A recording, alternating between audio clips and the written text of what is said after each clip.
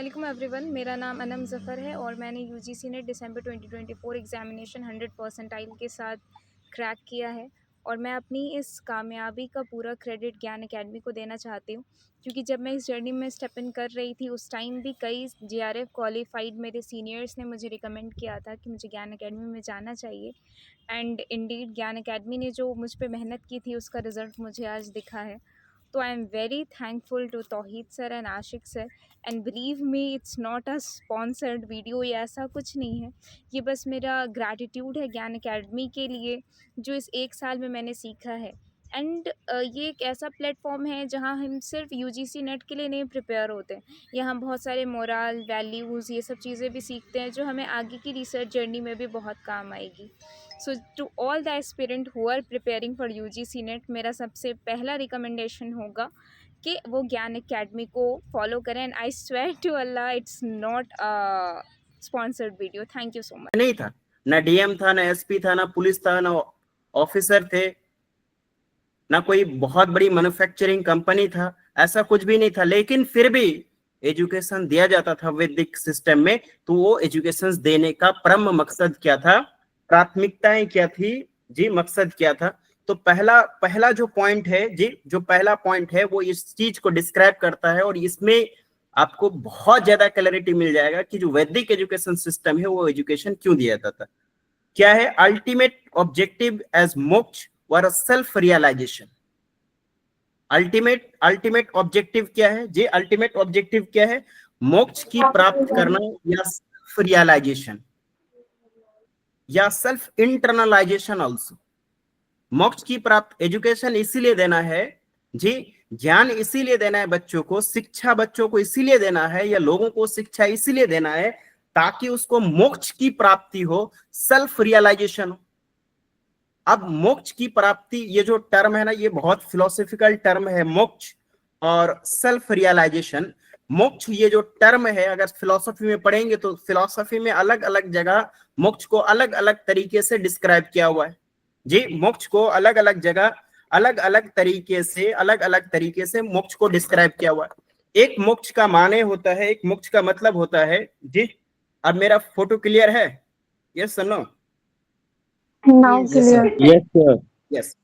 तो एक मोक्ष का मतलब ये होता है कि जो हिंदू धर्म के फिलॉसफी है, हिंदू धर्म की मान्यताएं है, उसकी आस्थाएं कि बार बार जन्म होना, पुनर्जन्म होना, ये आप सुने होंगे है ना। It may be you are belongs to Hindu और नॉट, लेकिन इवन दो आप सुने होंगे है ना, भारत में रहते तो आप जानते हैं कि पुनर्जन्म का कॉन्सेप्ट है। किसमें पुनर्जन्म का कॉन्सेप्ट है? हिंदू धर्म में पुनर्जन्म का कॉन्सेप्ट है। तो ये जो लाइफ की साइकिल है, ये जो बर्थ की साइकिल है, बार बार का पुनर्जन्म होना, इससे मुक्ति पा जाना, इससे छुटकारा पाना, दोबारा ना जन्म होना, दैट इज मोक्ष की प्राप्ति है ना। दैट इज क्या? मोक्ष की प्राप्ति। अब ये जो लाइफ साइकिल है, में लोग गए थे नहाने के लिए ताकि दोबारा जन्म ना हो। अच्छा अच्छा, तो ये जो लाइफ साइकिल है, जो पुनर्जन्म से जो मुक्ति की बात है, तो वो डिपेंड करता है आपके कर्मा पे। It will totally depend upon your Karma. तो इट्स डिपेंड अपॉन क्या? कर्मा। तो जो आपके कर्म है उस पे डिपेंड करेगी कि आपकी पुनर्जन्म होगी या पुनर्जन्म नहीं होगी। तो दैट्स वाई कि ये जो आपकी लाइफ साइकिल है, उस लाइफ साइकिल से छुटकारा पाना, दैट इज द मोक्ष की प्राप्ति। अब इस मोक्ष की प्राप्ति हम कैसे कर सकते हैं? इसके लिए ज्ञान लेना, दैट इज वैदिक एजुकेशन सिस्टम का परम मकसद में से एक मकसद था। Isn't it clear? ये एक माना है मोक्ष का। दूसरा माना क्या है मोक्ष का? मोक्ष का एक ये भी माना है सेल्फ रियलाइजेशन है ना। What exactly the self realization? जो भौतिक वस्तुएं हैं, जो मेटेरियलिस्टिक वस्तुएं हैं, जो दुनियावी चीजें हैं, इससे ऊपर उठ जाना, दैट इज मोक्ष की प्राप्ति कर लेना ऑल्सो। मतलब आपके अंदर जी, आपका जो नफ्स है ना, आपका जो हृदय है ना, आपकी जो दिल है, उसमें कंट्रोल कर लेना जी। आपका जो मन है उस मन में कंट्रोल कर लेना, दैट इज मोक्ष की प्राप्ति कर लेना। आप कैसे कंट्रोल कर सकते हैं? जैसे आपके मन में जो आपके चित्त है वो आपको बार बार आपको एम्बुलेंस करता होगा कि घोड़ा मतलब गाड़ी चाहिए, धन दौलत चाहिए, पैसे चाहिए, ये चाहिए, वो चाहिए ना। तो ये जो आपका मन है, जो अलग अलग भौतिक वस्तुओं की तरफ आपको आकर्षित करता है, इसको कंट्रोल कर लेना, इससे ऊपर उठ जाना, दैट इज द मोक्ष की प्राप्ति कर लेना, that is the self realization ये भी एक मोक्ष की प्राप्ति है। जो दुनियावी वस्तुएं हैं, जो दुनियावी चीजों हैं, इससे ऊपर उठ जाना। आपके अंदर सिर्फ और सिर्फ अच्छाइयां ही हो जाएं, बुराइयां से आप ऊपर उठ गए, that is the self realization, that is the moksha की प्राप्ति कर लेना। आपको ये फर्क नहीं पड़ता है कि आपके बारे में कौन क्या कह रहा है। जिन जो नेगेटिव चीजें हैं, जो ऋणात्मक जो चीजें हैं, उससे ऊपर उठ जाना और आपके अंदर पॉजिटिविटी आ जाना। आपके अंदर वो सारी चीजें जो भौतिक वस्तुएं हैं, जी जो भौतिक वस्तुएं हैं, भौतिक वस्तुओं की तरफ की जो अटैचमेंट है, उस अटैचमेंट से आप ऊपर उठ जाना, दैट इज द मोक्ष की प्राप्ति कर लेना। तो मोक्ष की प्राप्ति करना, जी मोक्ष की प्राप्ति करना दो तरीके से है। एक जो आपका साइकिल ऑफ बर्थ है, जी जो साइकिल ऑफ बर्थ है, जो पुनर्जन्म है, जब आप मरते हैं और मरने के बाद दोबारा फिर जन्म नहीं होगा, वो एक मोक्ष की प्राप्ति है। दूसरी मोक्ष की प्राप्ति भौतिक वस्तुएं से ऊपर उठ जाना, दैट इज द मोक्ष की प्राप्ति। Isn't it? Yes or no? Yes, sir. Yes. Yes, क्योंकि sir. हिंदुइज्म फिलोसफी में बहुत क्लियरली इस बात को स्पष्ट किया गया है कि जितना ज्यादा भौतिक वस्तुओं की तरफ आपका आकर्षण होगा, उतना ज्यादा आपकी जीवन किस में ग्रस्त होंगे, जी किसके तरफ होगा, दुख की तरफ होगा, उतना ज्यादा आप दुख में होंगे। अगर आपकी आकर्षण ऐसा है कि मुझे ऑडी कार खरीदनी है ना जी, ऑडी कार खरीदनी है, अब उस ऑडी कार को खरीदने के लिए आप रात दिन तपस्या करेंगे, आप अपना नींद हराम करेंगे, आपकी जो दिनचर्या है उसको खत्म करेंगे, और उसको पाने के लिए, ऑडी कार को पाने के लिए आप किसी भी रास्ते पे चलने के लिए रेडी हो जाएंगे। और जब उस रास्ते पे चलेंगे, तब फिर आपको दुख से गुजरना पड़ेगा। हो सकता है कि आपको क्रिमिनल बने, हो सकता है आपको जेल में रहना पड़े, हो सकता है कि आप गलत कामों में चले जाएं, तो हो सकता है आप दारू शराब पीना शुरू कर दें, हो सकता है कि आपके साथ और भी बुरा से बुरा चीजें हो जाएं, because of the attractions toward the materialistic object.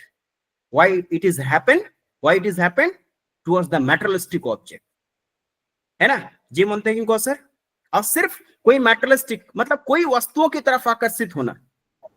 मुंतकिम Kausar को कोई पर्टिकुलर, जी मुंतकिम कौसर एक बार मतलब जो है बेड के ऊपर से कूद के सुसाइड करने के लिए प्रयास किया था। क्यों? क्योंकि उनको किसी मतलब नारी से शादी करना था, तो उसी से करना था, उसके अलावा कोई नहीं चाहिए। तो जब इस तरह का आकर्षण हो, जी जब इस तरह की आकर्षण हो, तो मतलब आपको डिप्रेशन का ग्रस्त होना पड़ेगा, आपको आपकी जीवन भी जा सकती है, आपको दुख से गुजरना पड़ेगा।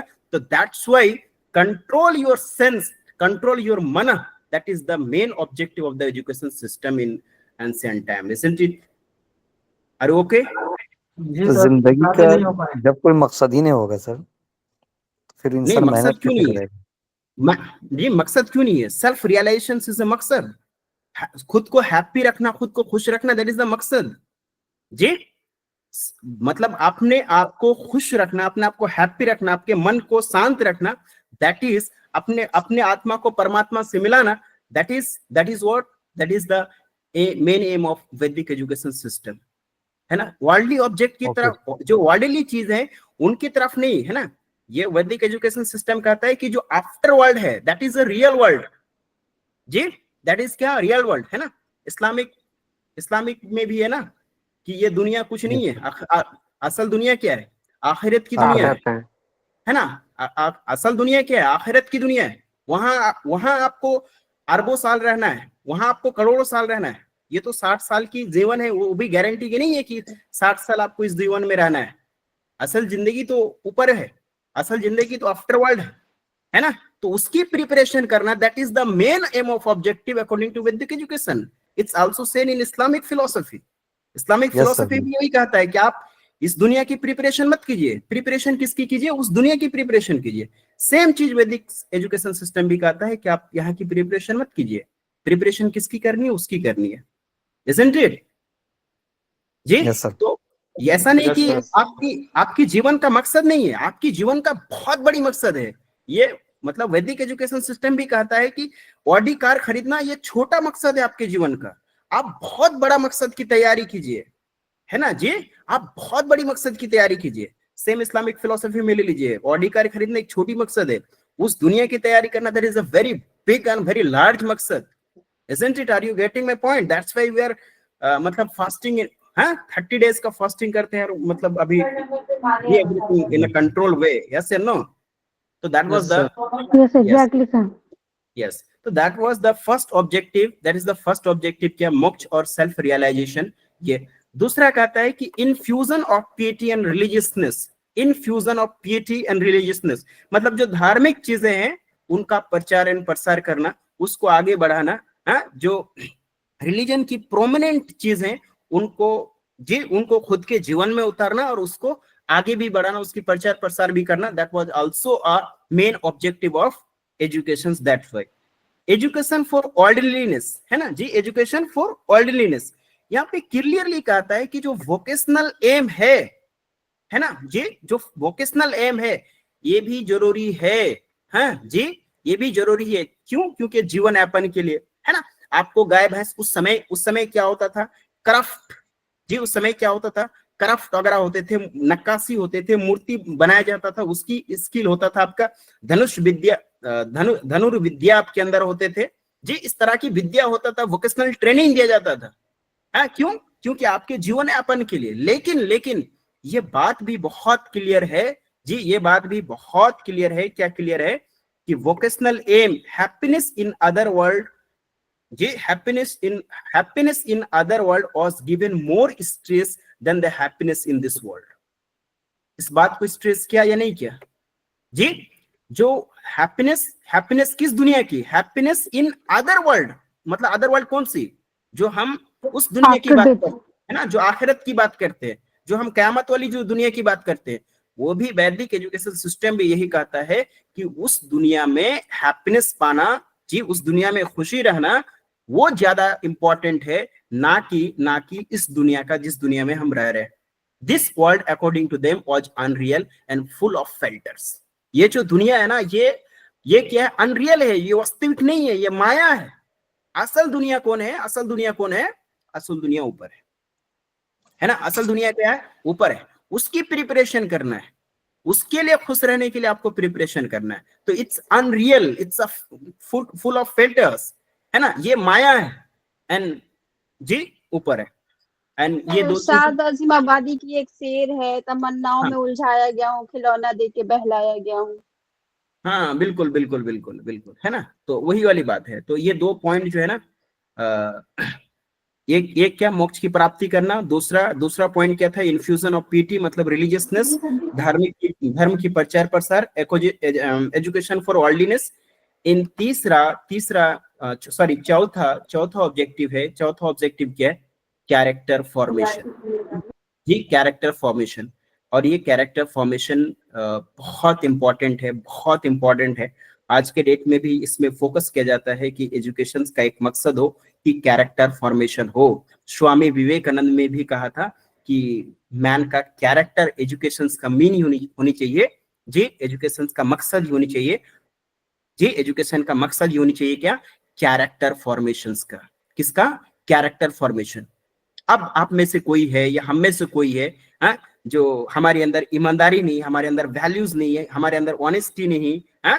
हमारे अंदर रिस्पेक्ट नहीं, क्या हमारी कोई कैरेक्टर है जी? हमारे अंदर कोई कैरेक्टर है ना। ना हम अपने क्या कहते हैं, हम ना अपने फादर्स का, ना अपने पेरेंट्स का, या अपने चाचा का, या फिर मैं सच बोलता हूँ, मतलब मेरी कोई आइडेंटिटी नहीं है, मेरी कोई कैरेक्टर फॉर्मेशन नहीं है। क्या ये एजुकेशन कोई एजुकेशन है? यस और नो?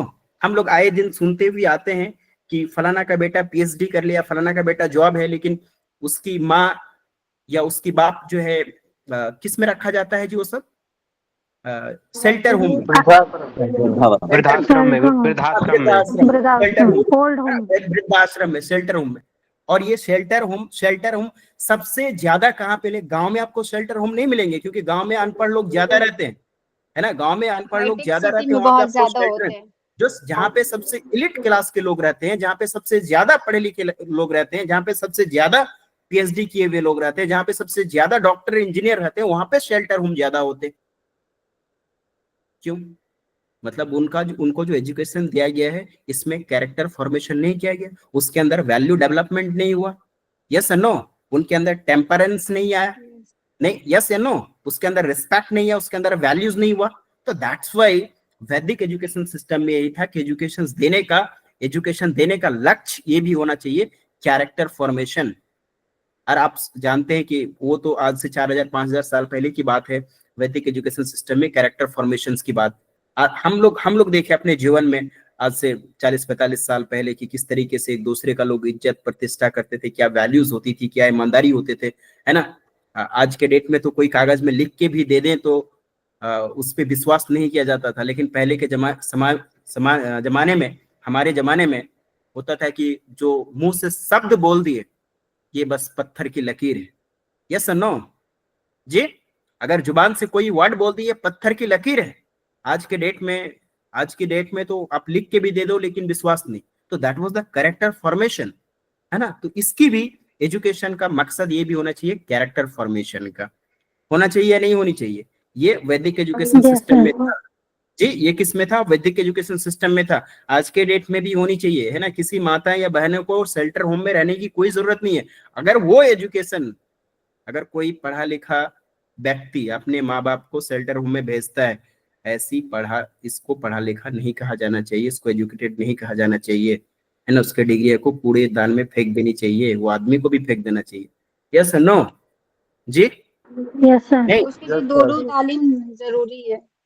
दोनों तालीमें जरूरी है ना, पैरेलल में दोनों तालीमें आज के समय के हिसाब से ठीक है ना। आपके अंदर इकोनॉमिक प्रोडक्टिविटी को इंक्रीज करने के लिए वो सारी एजुकेशन आपको दी जानी चाहिए। आपको साइंस पढ़ाई जानी चाहिए, इकोनॉमिक्स पढ़ाई जानी चाहिए, ज्योग्राफी पढ़ाई जानी चाहिए। हम इसके सारी सपोर्ट कर रहे हैं, लेकिन साथ साथ में इंसान को वैल्यूज भी नहीं भूलनी चाहिए, है ना। उसकी तरबियत भी नहीं भूलनी चाहिए। ये सर नो, उसको ह्यूमंस का इंसानियत नहीं भूली जानी चाहिए, है ना। इंसानियत बची रहनी चाहिए, चाहे टेक्नोलॉजिकल डेवलपमेंट कितनी भी हो जाए जी, टेक्नोलॉजिकल डेवलपमेंट चाहे कितना भी हो जाए, लेकिन इंसानियत नहीं भूलनी चाहिए इंसान को, नहीं। तो ये कैरेक्टर फॉर्मेशंस की बात होती है ना। Development of all round personality, है ना। ये भी एग्जाम में कई बार क्वेश्चन आता है। ऑल राउंड पर्सनालिटी की डेवलपमेंट, इट मींस दैट की self restraint, self confidence, self respect, discriminations and judgement, है ना। इन सब चीजों का भी डेवलपमेंट होनी चाहिए। स्ट्रेस ऑन सोशल ड्यूटीज, है ना। ये स्ट्रेस ऑन सोशल ड्यूटीज, जो हमारी सामाजिक दायित्व है जी, जो हमारी सामाजिक दायित्व है, उस सामाजिक दायित्व पे भी हमें फोकस करनी चाहिए। आज हमारी स्टेटस किन लोगों ने देखा है जी? आप में से कुछ लोगों ने कंट्रीब्यूट भी किया, मुझे पता चला, मैंने शेयर किया फिर अपना ग्रुप में, है ना जी। वो हमारा एक सामाजिक दायित्व है। हम सिर्फ 5000 की शर्ट पहन रहे हैं और 2000 की गॉगल्स पहन के इनफील्ड का रॉयल बाइक में चल रहे हैं, और हमारे पड़ोसी जो है भूखे रह रहे हैं जी। ये गति जो है, ये एजुकेशन हमें नहीं बताता है। ये नो, हमारी कुछ सोशल अकाउंटेबिलिटी, हमारी सोशल रिस्पॉन्सिबिलिटी है, नैतिक जिम्मेदारी है, सामाजिक और नैतिक जिम्मेदारी है कि हमें कम से कम उसको भी एक बार देखनी चाहिए जिसके घर में खाना नहीं हो, है ना, जिसके घर में कपड़े नहीं हो, है ना। आपके प्लेट में अभी इफ्तारी के समय लोग फेसबुक, व्हाट्सएप, ट्विटर हैंडल वगैरह में शेयर करते हैं, आपके प्लेट में भर भर के 15-20 आइटम होते हैं खाने के, लेकिन एक बार उसके बारे में भी सोचनी चाहिए, जिसके प्लेट में 1-2 आइटम से ज्यादा नहीं होते हैं, या वो भी उसको नसीब नहीं होता है ना। आज के समय तो बहुत ज्यादा परिवार नहीं होंगे, लेकिन कुछ परिवार है, और कुछ परिवार को हम तो पर्सनली जानते हैं, उसको आइडेंटिफाई करके उनके घर में भिजवाते हैं खाना, है ना।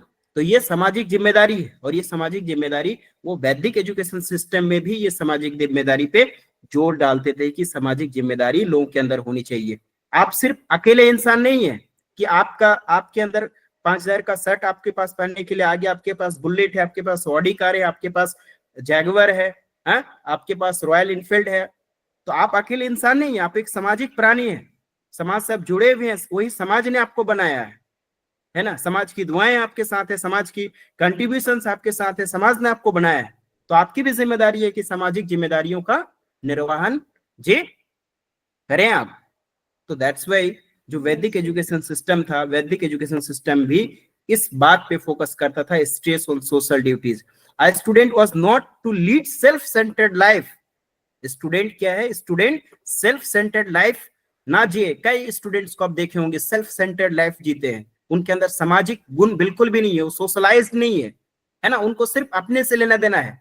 हाँ, पढ़ाई भी करेंगे, मैंने बहुत सारे ऐसे स्टूडेंट्स को देखे हैं कि पढ़ाई करते हैं तो सिर्फ आप उससे पूछेंगे ना तो आपसे शेयर नहीं करेंगे उसकी क्या स्ट्रेटेजी, उसकी क्या प्लानिंग है, कौन सा क्वेश्चन बनाते हैं, नहीं बनाते हैं।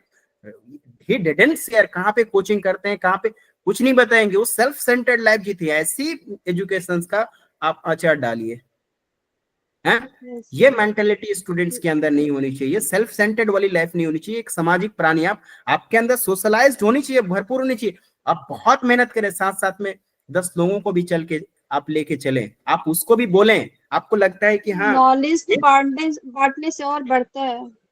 बिल्कुल, है ना। ये मेरा साथी है, मैं उसको पकड़ पकड़ के, मैं उस समय मैं जब भोपाल में रहते थे, मैं उसको बोलते थे कि इस तरह घुमा मत करो, है ना, जाके पढ़ाई करो। सीटेट नहीं निकला, जाके सीटेट की तैयारी करो, है ना। नेट नहीं निकला, जाके नेट की तैयारी करो, है ना। ऐसे बाहर घुमा मत करो, है ना। जानते हैं कि क्योंकि कुछ लोग हमारे हमारे पास, कुछ लोग ऐसे होते हैं, हमारे साथी कुछ ऐसे होते हैं जिनको गाइडेंस की जरूरत है ना। चूंकि सब लोग बराबर नहीं, इंडिविजुअल, हमारे पास, हमारे साथ ऐसे लोग होते हैं इंडिविजुअल डिफरेंसेस है, उनको कुछ ना कुछ गाइडेंस चाहिए, उसको सपोर्ट चाहिए। Otherwise they will destroy their life in, मतलब बॉन्डरिंग इधर एंड उधर, है ना। ये सनो इधर उधर करते अपनी लाइफ को बर्बाद कर देगा। तो ये हमारी सोशल रिस्पॉन्सिबिलिटी है कि उसको उसको सेल्फ डायरेक्ट, उसको डायरेक्शंस पे बना के रखना, है ना। ये सबकी जिम्मेदारी है। तो ये इस बात पे भी फोकस करता था, stress on social duties, yes या नो? Yes, तो sir. कम से कम आप लोग ऐसा कभी नहीं करेंगे, सेल्फ सेंटर्ड वाली लाइफ नहीं मत जिए।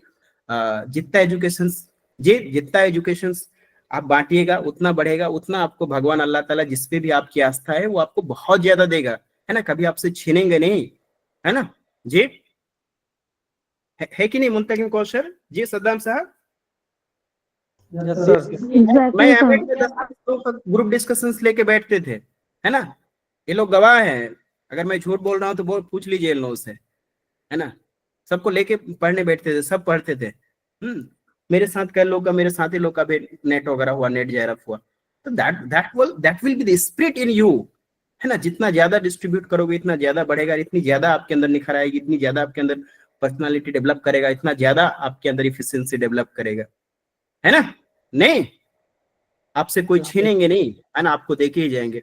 तो stage on social duties, students was not to lead self centred life, he was to be perform his duty as son, as husband, as father, as many other capacities in the society.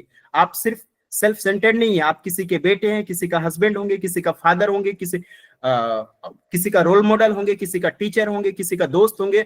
जितनी भी duties आपके society के अंदर आते हैं सबकी duty आप निभाइए। किसी का दोस्त है तो दोस्ती आप उससे निभाइए, किसी का भाई है तो भाई आप निभाइए, भाई की जिम्मेदारी, है ना। किसी का बाप है तो बाप की जिम्मेदारी निभाइए, किसी का बेटे है तो बाप की बेटे की जिम्मेदारी निभाइए, यस नो जी। Promotion of social efficiency and welfare, like that same चीजें।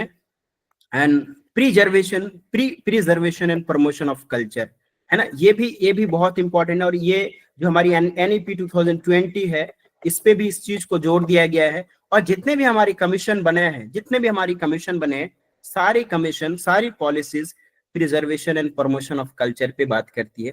ये हमारा आज के डेट में भी एम्स ऑफ एजुकेशन के अंदर आता है, preservation and promotion of culture. जो हमारी कल्चर है वो हमारी आइडेंटिटी है जी, जो हमारी कल्चर है वो हमारी आइडेंटिटी है, वो हमारी भारतीय आइडेंटिटी है, यस नो जी। तो हमारी जो कल्चर है आज के डेट में क्या है कि हम वेस्टर्न कल्चर को, ये बहुत सोशल इंस्टिंक्ट है। जो भी डोमिनेटेड कल्चर होगा वो नॉन डोमिनेटेड कल्चर में डोमिनेशंस होंगे, वो, है ना, वो फॉलो क्या आएगा, आप उसको फॉलो करना शुरू कर देंगे। लेकिन हमारे एजुकेशन का ये, हमारी ये सोशल रिस्पॉन्सिबिलिटी भी है, या हमारे अंदर ये गुण होनी चाहिए कि हमारी जो कल्चर है ना जी, हमारी जो कल्चर है उनकी हम प्रिजर्वेशन करें, उसकी हम रक्षा करें, उसको हम संरक्षित करें, और उस कल्चर का क्या करें, उस कल्चर का करें, प्रमोशन करें। हमें मतलब जो है हमारी जो इंडियन कल्चर है उसको फॉलो करने में हमें किसी भी तरह का शर्म और किसी भी तरह की हया की जरूरत नहीं है। We should proud of our culture, yes और नो जी। और इसका तो हम जब खुद फॉलो करेंगे और फिर हम अपने बच्चों को सेम कल्चर को फॉलो कराएंगे, तब जाके प्रमोशन होगा, तब जाके हमारी कल्चर आगे बढ़ेंगे। आप अमेरिका भी चले गए और वहां पे लुंगी पहन के निकल जाइए, प्रमोशन ऑफ कल्चर, सब लोग देखेंगे, आपको हंसी नहीं आनी चाहिए, है ना, इधर से धोती पहन के निकल जाइए। केन विलियमसन को देखे हैं, कल या कोई परसों कोई वीडियो वायरल हो रहा था, केन विलियमसन, आप लोग जानते हैं केन विलियमसन को? जी नहीं नहीं सर। अरे जी जी जी जानते हैं सर। हाँ, न्यूजीलैंड न्यूजीलैंड का है ना सर? जी जी न्यूजीलैंड, हाँ जी सर। तो हाँ, तो कल परसों जो है उनका वो सेमीफाइनल के बाद वाला मैच के बाद वो क्या कर रहे थे, धोती पहन के जा रहे थे एयरपोर्ट पे, धोती पहन के। That is the promotion of culture, Indian culture का प्रमोशन हो रहा था वहाँ पे। उस हमारी साउथ इंडियन लोग पहनते हैं ना धोती, हैं जी। वेंकैया नायडू को देख रहे थे, वेंकैया नायडू को देखे अपना थे? सर, अपना कल्चर पर सर, अपना कल्चर हाँ। पर वेस्टर्न कल्चर छा गया है। हाँ वही अपने ना, छा गया ना, तो हमें जी अपनी जी कल्चर की वो प्रमोशन करनी चाहिए ना जी। हम जी जी बिल्कुल। हमारे जब बड़े बड़े नेता, हमारे जब बड़े बड़े सेलिब्रिटी जब यूएसए जाए, जब लंदन जाए, तो कोट पैंट पहन के ना जाए, क्या पहन के जाए जैसे जी? गांधी जी किया था सर, जैसे गांधी जी को वहां से आए थे बदल दिए थे। बिल्कुल बिल्कुल बिल्कुल, है ना। जैसे वेंकैया नायडू, वेंकैया नायडू हमारे देश के पूर्व उपराष्ट्रपति थे, यस नो जी। तो उन्होंने वो पार्लियामेंट में भी धोती और शर्ट पहन के आते थे, है ना। दैट इज द प्रिजर्वेशन बोलते हैं इसको, इसी को प्रिजर्वेशन ऑफ कल्चर बोलते हैं, इसी को प्रमोशन ऑफ कल्चर बोलते हैं। हाँ, आपके और हमारे पहनने से शायद कल्चर को उतना ज्यादा प्रभाव नहीं पड़ेगा, लेकिन जब एक सेलिब्रिटी, जब एक बहुत बड़े नेता जब इस तरह की कल्चरल आइडेंटिटी को फॉलो करते हैं, प्रमोशन करते हैं ना, तो बहुत बड़ा फर्क पड़ता है ना। हमारे बहुत बड़े बड़े नेता, हमारे बहुत बड़े बड़े सेलिब्रिटी जब विदेश में जाए या फिर हमारे देश में ही रहे जी, तब वो हमारा जो कल्चर है उसको फॉलो करे जी, हमारे यहाँ का खान पान, हमारे यहाँ का वेशभूषा, है, तो फिर ये चीजें प्रमोट, जैसे हमारी बिहारी कल्चर है पर्टिकुलरली, कल्चर तो हर चीज में, आपके खान पान में भी आपका कल्चर है, आपके पहनावा में भी आपका कल्चर है, आपकी बातों में भी आपकी सर कल्चर है। तो हाँ जी, जिक्रुल्लाह सर। सर, टोपी पहनना भी कल्चर है सर, इंडियन कल्चर है। हाँ, टोपी खासतौर से पहनना वो भी। कुर्ता पैजामा और कुर्ता धोती और टोपी, ये कुर्ता वो भी पैजामा खासतौर से मुसलमान पहनते थे, कुर्ता धोती और टोपी जो है वो गैर मुस्लिम पहनते थे, जो मुसलमान नहीं थे। तो ये हाँ कल्चर है, लेकिन आज टोपी पहन लिया जाए तो हाँ, कल्चर तो वाले ही गलत यही समझते हैं। यही मतलब कल्चर को समझना चाहिए, और कल्चर का प्रमोशन और उसका प्रिजर्वेशन करना जी बहुत जरूरी है। अदरवाइज हमारी जो आइडेंटिटी है ना, वो हमारी आइडेंटिटी धीरे धीरे खत्म हो जाएगी, है ना। तब फिर सब जीन्स और वो जो फट्टे पुराने जो वेस्टर्न कल्चर के शर्ट्स हैं वो सब पहन के घूमेंगे, हमारी कोई आइडेंटिटी नहीं रहेगी, है ना। हमारी जो सभ्यता है, हमारी जो भारतीय सभ्यता है, वो भारतीय सभ्यता खत्म हो जाएगा। यस एंड नो, तो we should focus on it, yes and no. Sir, तो ये महाराष्ट्र में चीजें सर अभी भी कुर्ता धोती और टोपी पहनते हैं सब, हाँ, वेस्टर्न मुस्लिम कल्चर नहीं, नॉन लोग, मुस्लिम साउथ विशेषकर। इंडियन लोग, बिल्कुल साउथ इंडियन लोग जो है ना, साउथ इंडिया के जो लोग है ना, वो लोग अपने कल्चर से इतनी मोहब्बत करते, इतनी प्यार करते हैं ना। किसी यूनिवर्सिटी में है ना, यूनिवर्सिटी में भी वो लोग धोती और क्या बोलते हैं शर्ट पहन के जाएंगे, है ना, व्हाइट धोती और व्हाइट शर्ट पहन के जाएंगे, क्लासरूम में बैठ जाएंगे, आप उसको कुछ नहीं बोल सकते, है ना। लेकिन हमारे कोई बिहार का या यूपी का मतलब जो है गमछा ओढ़ के चले जाए तो 10 लोग मजाक उड़ाएंगे कि हाँ देखो देखो ये लोग, हाँ सो नैरो माइंडेड, क्या क्या मतलब जो है उनको बोल के रख देंगे, है ना। तो that is a thing, yes no, नहीं चलिए Yes. आगे बढ़े। ओके, यस तो sir. That was main aim of education in Vedic system. And देखिए, वैदिक सिस्टम का एजुकेशन का जो मकसद देखे होंगे ना, आपको थोड़ा सा रियलाइज होगा कि इनमें से कोई ऐसा मकसद नहीं है कि जो आज के डेट से रेलेवेंट नहीं है ना। लगभग सारी मकसद आज के डेट के रेलेवेंट है ना। आज भली टेक्नोलॉजिकल डेवलपमेंट हो गया, भली आज देश तरक्की हो गया, ह्यूमन बींग्स तरक्की कर लिया, लेकिन जितने भी मकासद है, क्या सारे मकासद रेलेवेंट है या नहीं है जी? सारे मकासद रेलेवेंट है कि नहीं है?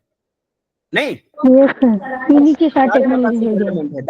दैट्स व्हाई कई सारे वैदिक स्कूल खोले गया है ना, कई सारे गुरुकुल खोला गया। अभी के समय में, रिसेंट टाइम की मैं बात कर रहा हूँ, दिल्ली में बहुत सारे वैदिक स्कूल है, बहुत सारे गुरुकुल है ना, सेम चीज को प्रमोशन करने के लिए, क्योंकि that was a very great education system at the time of वैदिक पीरियड्स। पूरी दुनिया के लोग आते थे वैदिक एजुकेशन सिस्टम के समय पढ़ने के लिए, है ना। नालंदा तक्षशिला यूनिवर्सिटी जैसे यूनिवर्सिटी में आते थे। चलिए अब कुछ हम लोग फीचर की बात कर लें, यस सर नो। जी सर। Yes yes sir. देखिए, मेन फीचर ऑफ वैदिक एजुकेशन सिस्टम, ये बात बहुत क्लियर है कि वैदिक एजुकेशन सिस्टम में फ्री एजुकेशन दिया जाता था, है ना जे मुफ्त शिक्षा की प्रणाली थी। उस समय क्या है जी, उस समय क्या है, हेलो हेलो जी, यस उस समय सर। क्या है, हाँ, free education in ancient free India. Education in ancient India. Free education, अब फ्री एजुकेशन चूंकि अब गुरुकुल में जो एजुकेशन दिया जाता था, फ्री एजुकेशन दिया जाता, इसमें आपको समझना होगा कि अब फ्री एजुकेशन जो पढ़ाते होंगे तो उसकी तो डे टू डे लाइफ है ना जी, उसकी तो दिनचर्या है, उसको तो खाना होगा ना, उसकी तो लाइफ स्टाइल है। तो फिर मुफ्त, चूंकि कोई स्टेट नहीं होता था, कोई गवर्नमेंट नहीं होता है कि हाँ गवर्नमेंट पैसा पे कर रहा है, कोई सरकारी जॉब नहीं, ऐसा नहीं कि हाँ सरकार पैसे पे कर रहे हैं, वहां पे कोई स्टेट कंट्रोल नहीं होता था, कोई गवर्नमेंट नहीं होता था। इवन दो गुरु दक्षिणा दिया जाता था सर। हाँ, गुरु दक्षिणा होता था, या फिर जो गुरुकुल एजुकेशन सिस्टम था, गुरुकुल एजुकेशन सिस्टम में क्या है कि जैसे मैं 30 स्टूडेंट्स को या 40 स्टूडेंट्स को, जैसे हमारी ज्ञान अकेडमी में भी 40 स्टूडेंट्स है, 40 स्टूडेंट्स आके हमारी गुरुकुल में पढ़ाई कर रहा है, यहाँ पे रहना खाना पीना एवरीथिंग इज हियर, सारी चीजें।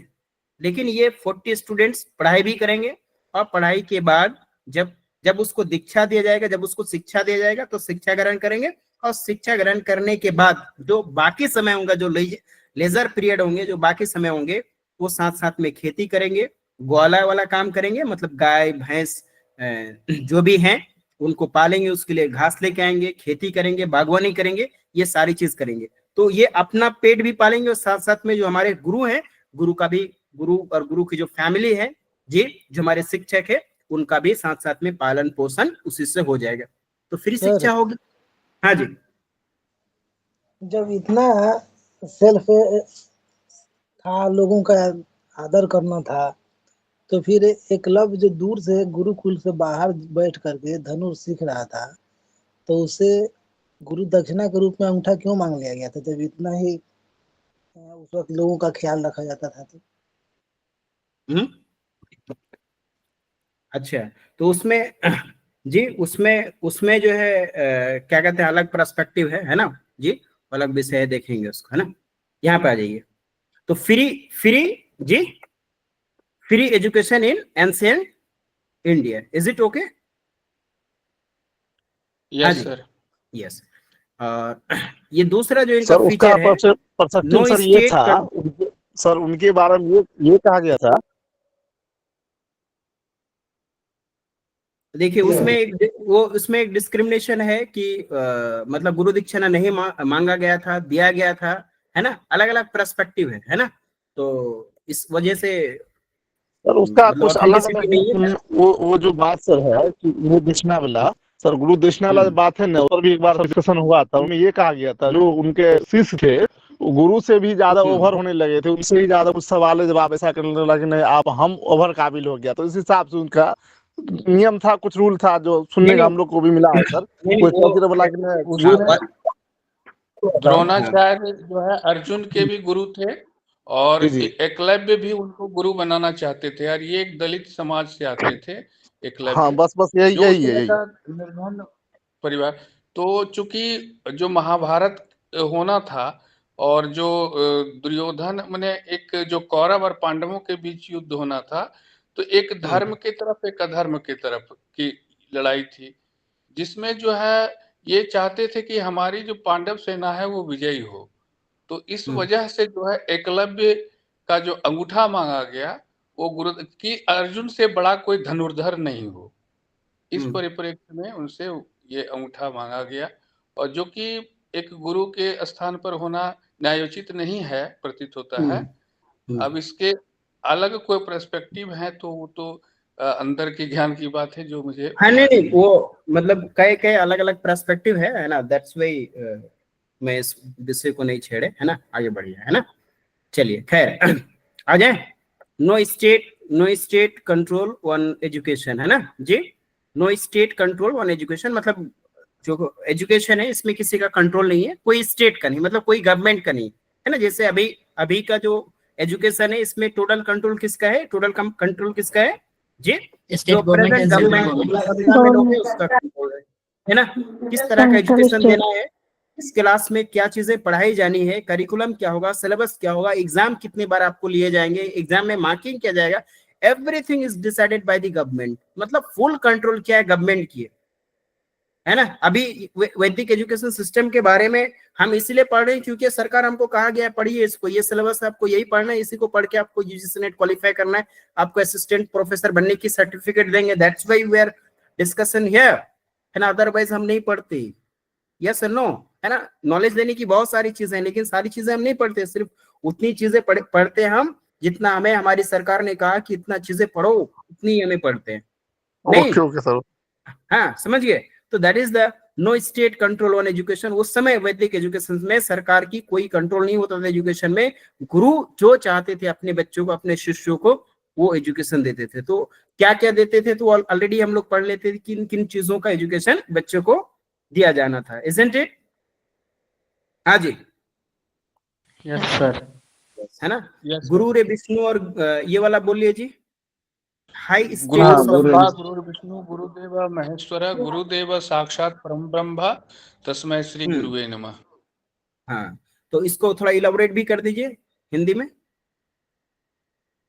गुरु ब्रह्मा के समान है, विष्णु है, गुरुदेव ही महेश्वर हैं, जिसको हम शंकर के नाम से मैंने जो है कहते हैं कि पंचदेव जो हम लोग तीन देवता के अंदर देखते हैं, ब्रह्मा विष्णु महेश के अंदर कि तो ये सारे जो है इनको हम सबसे श्रेष्ठ मानते हैं, एक भगवान से भी ऊपर का स्थान देते हैं, किस और गुरु को? वही साक्षात और ब्रह्म है।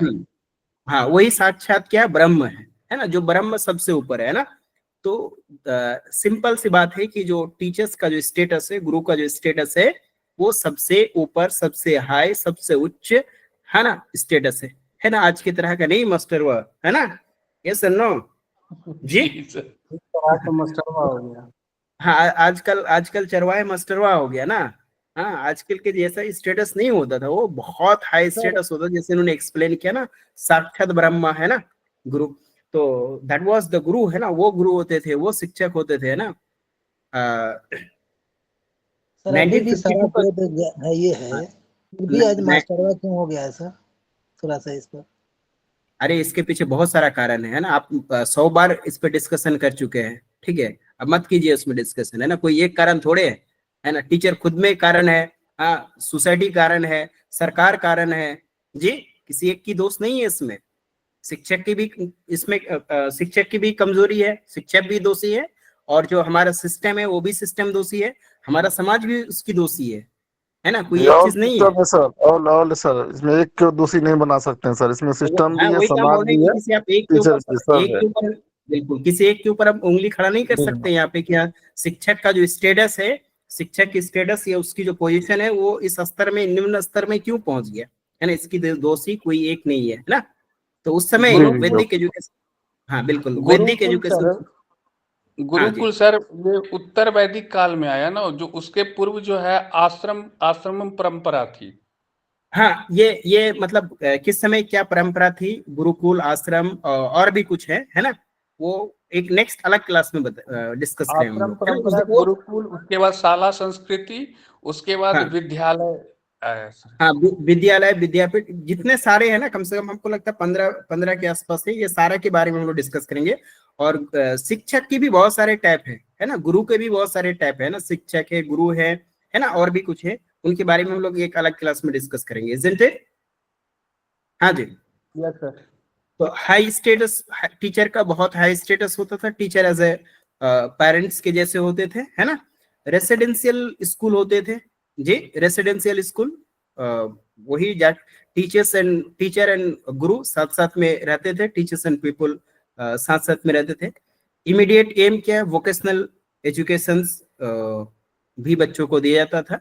ये सारी चीजें क्या है आपका, इनका फीचर है जी, किसका, वैदिक एजुकेशन सिस्टम का। क्या क्या, free education, no state control on education, yes, high status of teacher as a parent, है ना जी।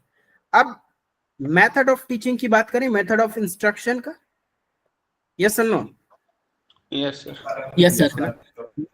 यस, मेथड ऑफ इंस्ट्रक्शन से अक्सर क्वेश्चन पूछे जाते हैं। हाजी, शाजिया, शाबरी, आरिदया? Yes sir. अमन, बुशरा, अल्तमश, अविनाश, हुमा, हैनाबशा, yes sir. Ajmal Yazdani, yes sir. Ajmal Yazdani, Aridya? Yes sir. Talat Firoz? Haji Talat? नहीं। Rifat? Yes sir. Haji Mushtaq Ahmed? Eliana? Eliana Aridya? Yes sir. Yes, चलिए। मेथड ऑफ इंस्ट्रक्शन मतलब मेथड ऑफ टीचिंग या method of instruction, whatever you want to say, है ना। Method of instruction basically 3 method of instruction था in वैदिक education system में। एक सरवन, दूसरा मनन और तीसरा निध्यासन। सरवन मनन, है ना, सरवन मनन निध्यासन, सरवन मनन निध्यासन, सरवन मनन और निध्यासन। ये तीनों के बारे में अक्सर एग्जाम में क्वेश्चन पूछा गया है, कई बार मैचिंग में भी क्वेश्चन पूछा गया है। आप में से कौन इसको एलाबोरेट करना चाहेंगे? सरवन क्या है, मनन क्या है और निध्यासन क्या है ना? It is a type of teaching method, it is a type of teaching approach, है ना। Who want to elaborate this? श्रवण सर सुनने का होगा, और फिर मनन उस पर चिंतन करना मन होगा, चिंतन हो गया। और फिर उसके बाद जो प्रतिफल आया वो निध्यासन हो गया। निध्यासन, okay, that's good, very good Zahid Ali. चलिए, और कौन बोल रहे थे जी?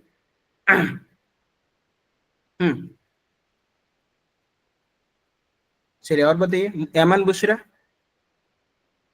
सर इसको जनरल लैंग्वेज में बोल सकते हैं कि सुनने के बाद उसका प्रोसेस करना, और प्रोसेस करने के बाद उसका रिफ्लेक्ट करना, रिफ्लेक्शन होना।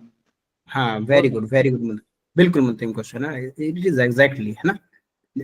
चलिए मैं भी बोल लूं इसमें एक दो शब्द, यस एंड नो जी। Yes sir. सरवन, हाँ, सरवन मीन्स सुनना, मीन्स टीचर उस समय क्या होते थे, जितने मंत्रों का उच्चारण होता था टीचर उनको बोलते थे और स्टूडेंट्स बस बहुत शांति से उसको सुनते थे, है ना। तो पहला काम होता था क्या? सुनना, श्रवण करना, सुनना, है ना। एक्चुअली में ये प्रोसेस है, स्टेजेस है। तो जो पहला स्टेजेस क्या है? सुनना, है ना। बहुत ध्यान लगा के सुनना, जैसे मैं अभी कह रहा हूँ तो आप बहुत ध्यान लगा के सुन रहे हैं, तो इसको श्रवण बोलते हैं, है ना।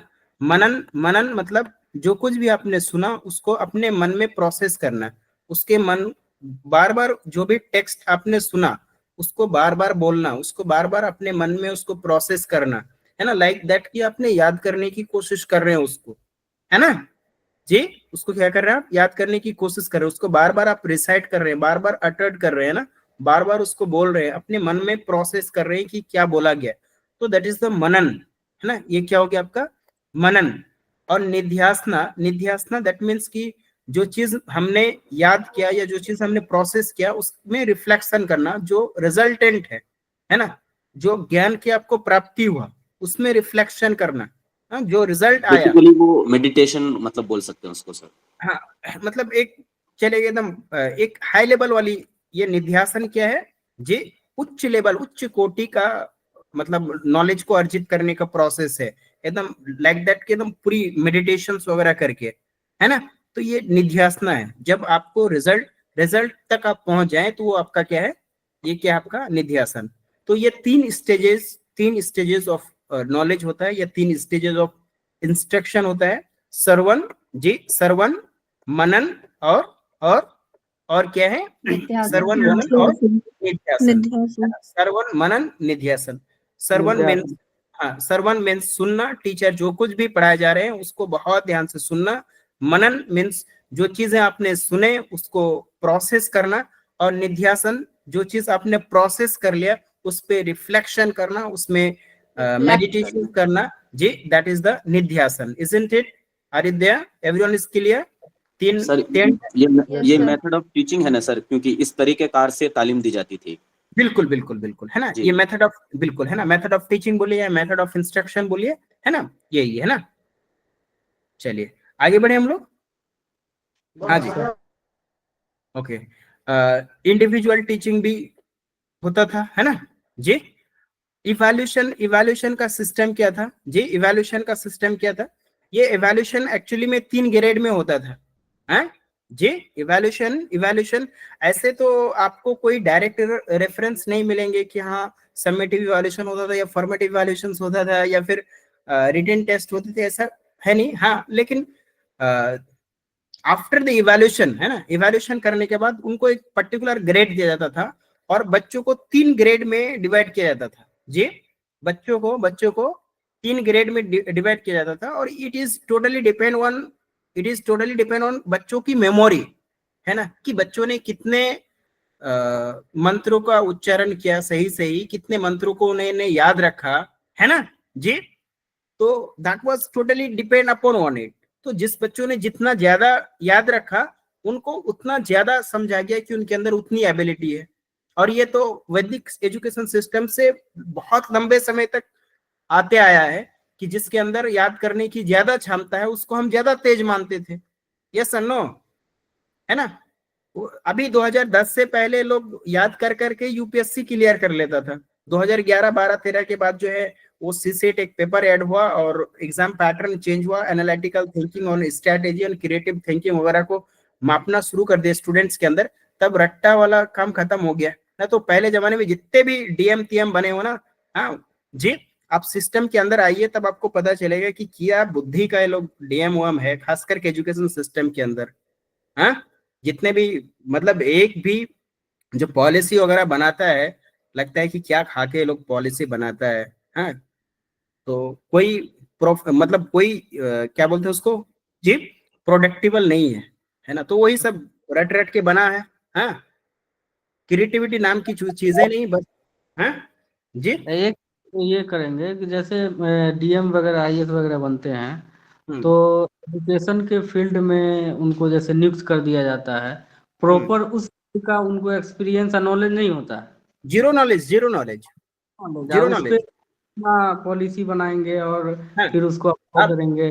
मतलब ये इस देश की सबसे बड़ी मतलब जो है दुर्भाग्य ये है कि एजुकेशन की पॉलिसी वो बना रहा है जिसको एजुकेशन का क ख नहीं मालूम है।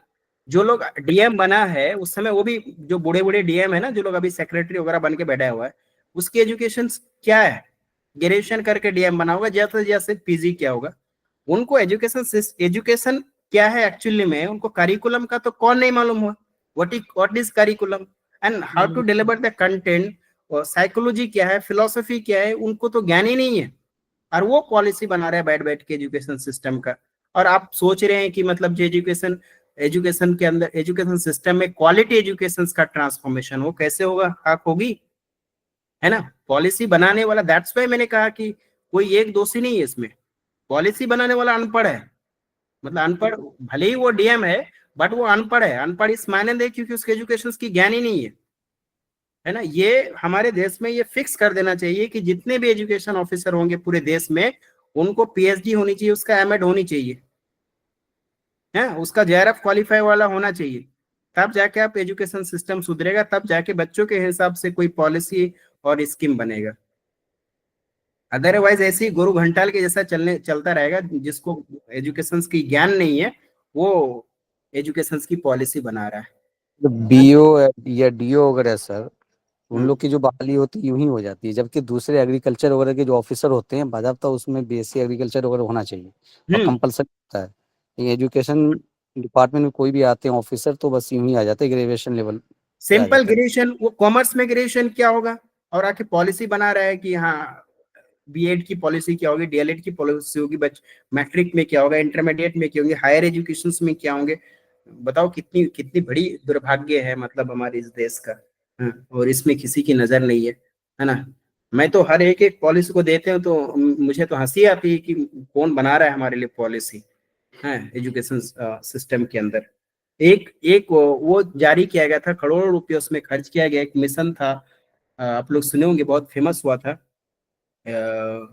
मतलब वो बच्चों के लिए एक तो मिशन तो ठीक था, उसका जो ऑब्जेक्टिव है, इज इट ओके, 4 बजे बच्चे के बाद जो कमजोर बच्चा था उसको बांध के पढ़ाना था। मिशन दक्ष सर, मिशन दक्ष है ना, मिशन दक्ष की पॉलिसी।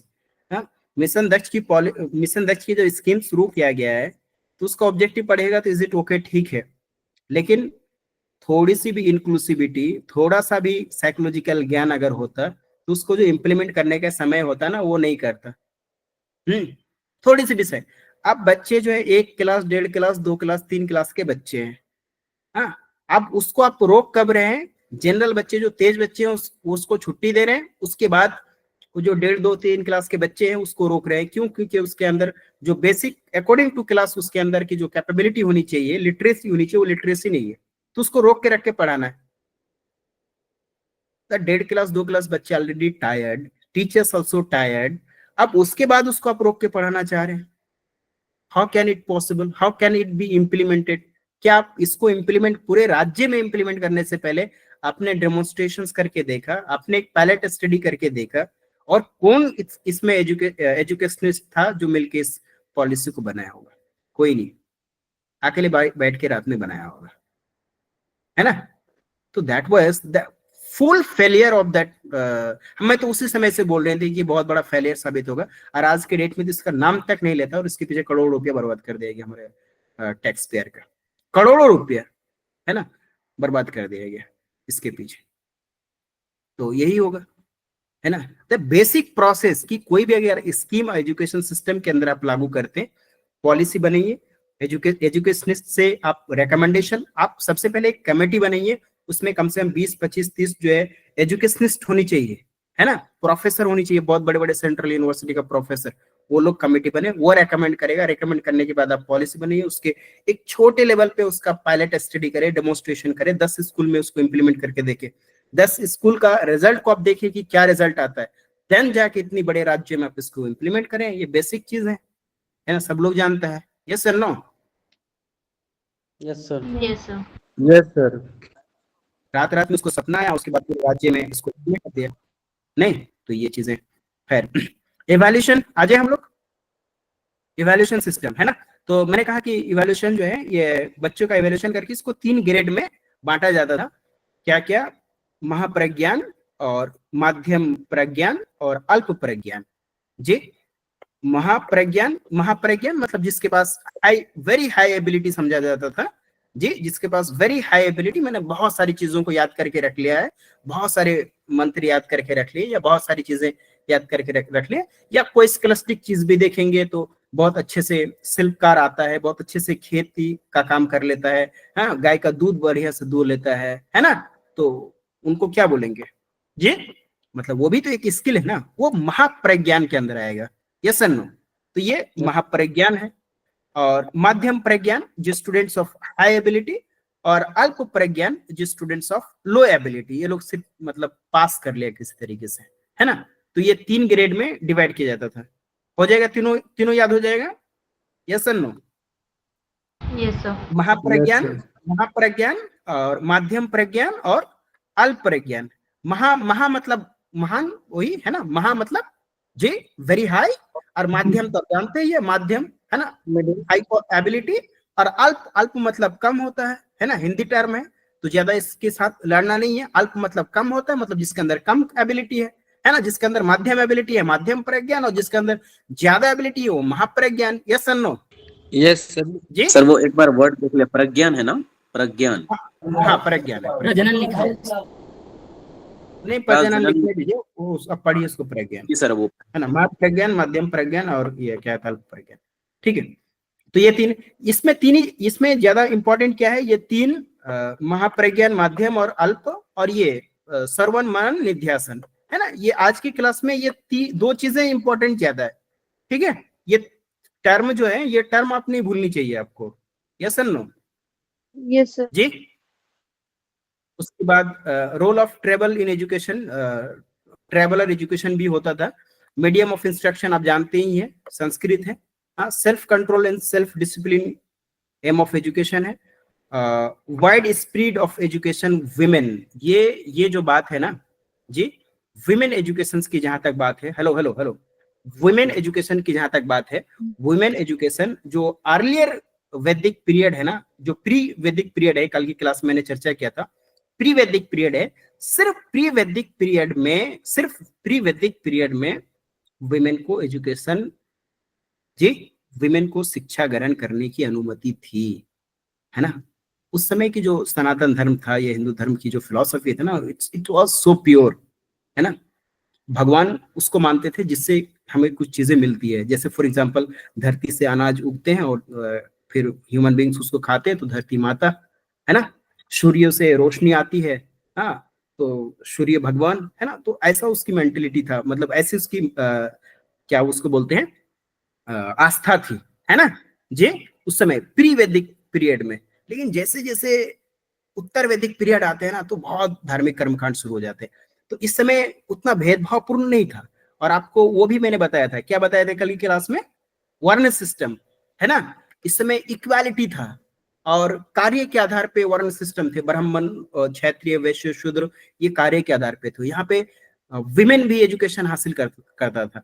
तो wide spread of women education in the earlier Vedic जी and Upanishad time, girls were free to go through the Upanyan ceremony and live a life of celibacy, studied Vedas and Vedangs and other subject along with their brothers। तो अपने भाई के साथ जाके जो है celibacy मतलब ब्रह्मचार्य और वेदास की ज्ञान या वेदांश की ज्ञान को हासिल कर सकते था जी उपनयन सेरेमनी के बाद। उपनयन सेरेमनी कल के क्लास में बताऊंगा कि मैं उपनयन सेरेमनी क्या है, और उपनयन सेरेमनी भी होता था। आज के डेट में उपनयन सेरेमनी होता है क्या जी गर्ल्स का? यस, गर्ल्स का नहीं होता है, जेंट्स बॉयज का। गर्ल्स का नहीं होता है ना? यस, हाँ, सिर्फ बॉयज का होता है, वो भी सिर्फ और सिर्फ ब्राह्मण बच्चों के होंगे, क्षत्रिय का होंगे, वैश्य का होंगे। शूद्र का आज भी उपनयन सेरेमनी नहीं होता है, यस और नो?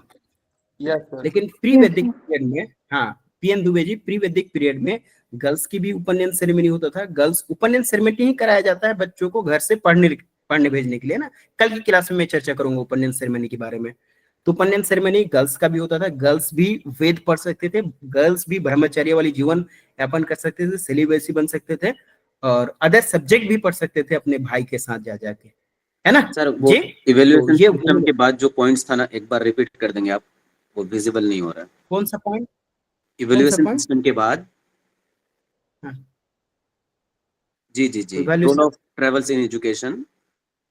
अच्छा अच्छा, role of travel in education. Travel was regarded as a necessary to give a finish stuff to education.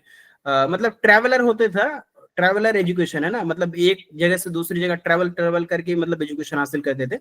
ये शिक्षक, एक टाइप ऑफ शिक्षक होता है, उसमें हम लोग चर्चा करेंगे, ये बात आ जाएगा, इसलिए मैं इसमें ज्यादा एम्फेसिस नहीं किया। ओके ठीक है, हाँ ये ट्रैवल वाला आएगा फिर से एक बार, इसलिए मैंने उसमें ज्यादा एम्फेसिस नहीं किया। चलिए ये क्लियर है, ये पॉइंट क्लियर है जी। Wide spread of women education. तो विमेन एजुकेशन, ये चूंकि ये बहुत नोटेबल पॉइंट है, विमेन एजुकेशन सिर्फ प्री वैदिक पीरियड में विमेन एजुकेशन हासिल कर सकते थे, बट जो उत्तर वैदिक पीरियड है उसमें विमेन एजुकेशन हासिल नहीं कर सकता था जी। वो गुरुकुल में नहीं रह सकते थे, नहीं पढ़ाई कर सकते थे। हाँ, सिर्फ ब्राह्मण लोग के बारे में कहा गया था कि वो लोग वेद का उच्चारण को सुन सकते हैं, सिर्फ सुन सकते हैं, है ना। तो इस तरीके की बातें उत्तर वैदिक पीरियड में। अब प्री वैदिक पीरियड में फ्री टू एजुकेशन, कई सारे, इंद्रियानी का नाम है, जो बहुत बड़ी क्या बोलते हैं आपको, जैसे ऋषि मुनि होते हैं ना जी, उसी तरीके से इंद्रियानी है। जो महिला का जो स्कॉलर होते हैं ना, महिला में जो स्कॉलर है वो ऋषि इंद्रियानी है, और 2-3 नाम है जो मैं आपको बाद में बताऊंगा। लोपामुद्रा, उर्वशी, सुमात्रा, हाँ, ये सब तो सर उत्तर वैदिक काल की है। तो ये तो उसमें शिक्षा ग्रहण करती थी, और ये पुरुषों से भी शास्त्रार्थ में वो आगे थी। तो उपवाद में आ गया होगा जी, उपवाद में उत्तर कुछ। वैदिक काल की ये स्त्रियां रही हैं। हाँ हाँ, उत्तर वैदिक काल में उत्तर एक्सेप्शनल नहीं होता है जी, कुछ लोग सीख लिया, है ना। तो वो भी तो होता है, मतलब जब भी कोई स्टेटमेंट होता है ना, वो जनरलाइज स्टेटमेंट होता है, यस और नो जी, वो जनरलाइज स्टेटमेंट है ना। तो बहुत सारी चीजें अभी भी देखेंगे, कुछ चीजें बंद है लेकिन कुछ लोग कर लेते हैं, है ना। तो वो अलग बात है ना। हमारे समाज में क्या बोलते हैं, वो लिव इन रिलेशनशिप, है ना। हमारे समाज उसको अलाउ नहीं करता है ना, लेकिन कुछ लोग रह लेते हैं, समाज की बाधाओं को तोड़ते हुए जाके लिव इन रिलेशनशिप में रहते हैं, यस और नो जी। तो ये बातें हैं। तो आज की क्लास यहीं तक रखें जी सर। कल के क्लास में हम लोग संस्कार के बारे में पढ़ेंगे। कल के क्लास के बारे में देख लीजिए, कल के क्लास में हम लोग संस्कार के बारे में पढ़ेंगे, रिचुअल्स के बारे में, हिंदू धर्म का संस्कार है ना, हिंदू धर्म के रिचुअल्स के बारे में। और कुल मिला के हिंदू धर्म के अंदर 16 संस्कार होते हैं जी। कितने संस्कार होते हैं जी? 16 संस्कार। 16 संस्कार। और 16 के 16 संस्कार के बारे में हम लोग पढ़ेंगे। और इनमें से 16 संस्कार में से 4-5 संस्कार जो एजुकेशन से रेलेवेंट है और which is very very important, अक्सर एग्जाम में यहाँ से क्वेश्चन पूछे जाते हैं, है ना। विद्यारंभ संस्कार, उपनयन संस्कार, मेधाजनन संस्कार, उत्सर्जन संस्कार, वेदरंभ, संवर्त सर्जन, या उसके बाद बहुत सारे संस्कार है। टोटल मिला के, बहुत सारे नहीं है, टोटल मिला के कितने संस्कार है? टोटल मिला के कितने संस्कार है? 16 संस्कार है। 16 संस्कार है। और कल के क्लास में 16 के 16 संस्कार के बारे में आपके साथ बहुत चर्चा करेंगे और एग्जाम में यहाँ से क्वेश्चन भी आता है। अभी तक के लिए बहुत बहुत शुक्रिया आप सभी लोग का। Thank you very much for joining us.